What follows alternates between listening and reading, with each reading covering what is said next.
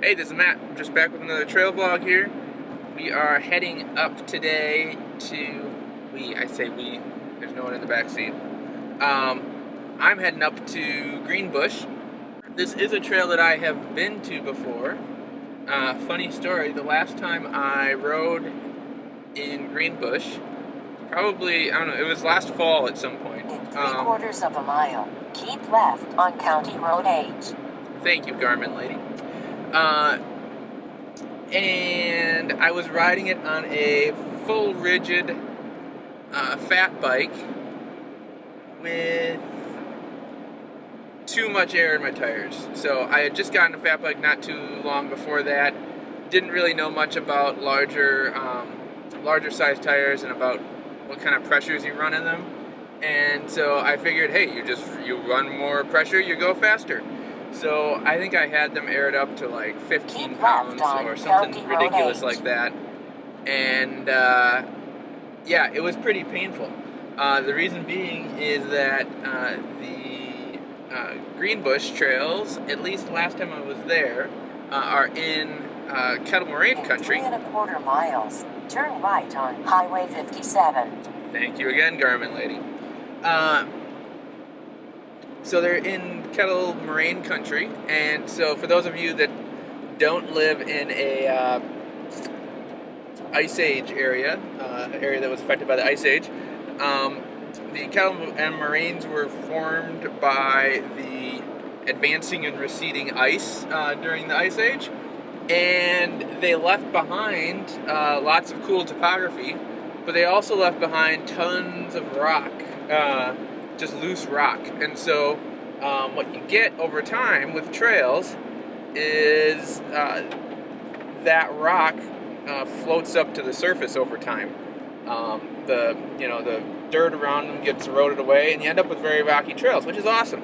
I have no problem with rocky trails, but riding rocky trails on a fully rigid fat bike with your tires pumped up too high isn't the most enjoyable experience ever. So I remember coming back last time with very sore body parts overall. So this time I'm hoping to have a little bit more pleasant time riding at Greenbush. So we'll head on out there.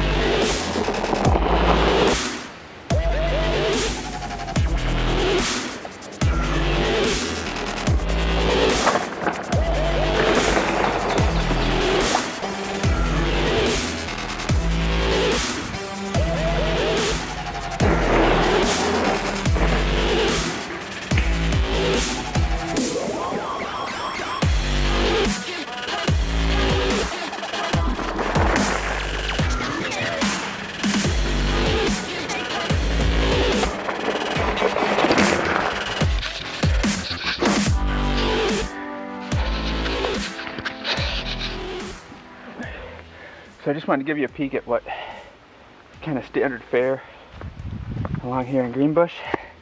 This is a pretty tame area, actually. So, as you can see, you're dealing with lots of little baby heads and about that size of stuff. So it's nothing that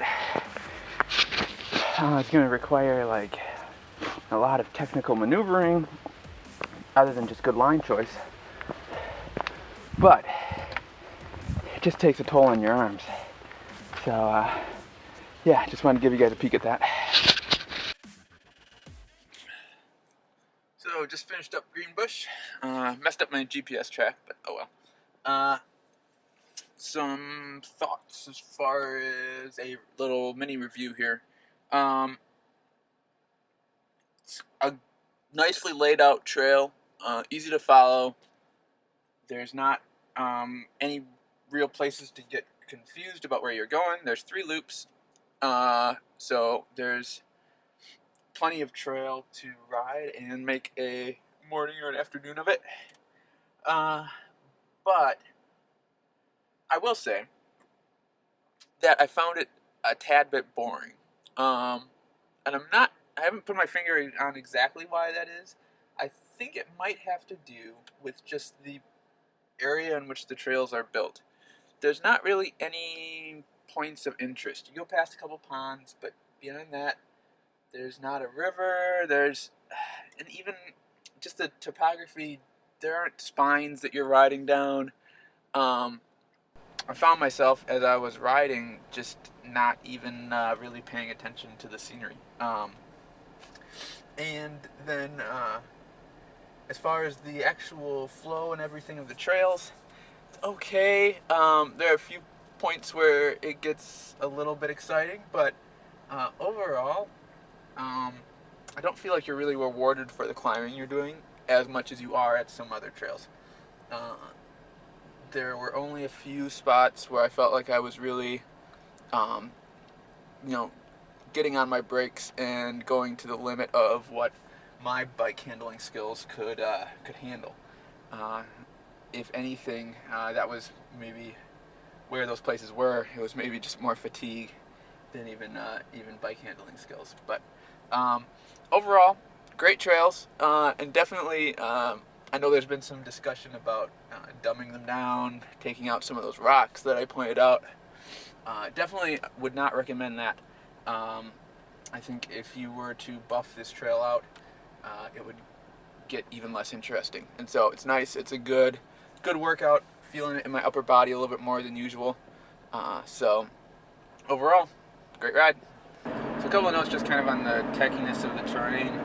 I did 2 laps, and on my first lap I was running kind of my stock setup. I had around 16 pounds of pressure in my tires. I'm running 2.8-inch rocket arms, and in my fork I had 60 pounds of pressure. After doing 1 lap, everything was feeling kind of a little stiff. I was getting a sore back. So I backed off the fork pressure down to about 55 pounds and backed off my tire pressure a little bit. I didn't actually check it. I go by feel actually more. So backed off that tire pressure a little bit, and that made the bike run over all of those rocks that I was showing you much better. So just something to keep in mind if you're heading up to those trails. You might want to tweak your setup if you're used to a little bit more buffed trails.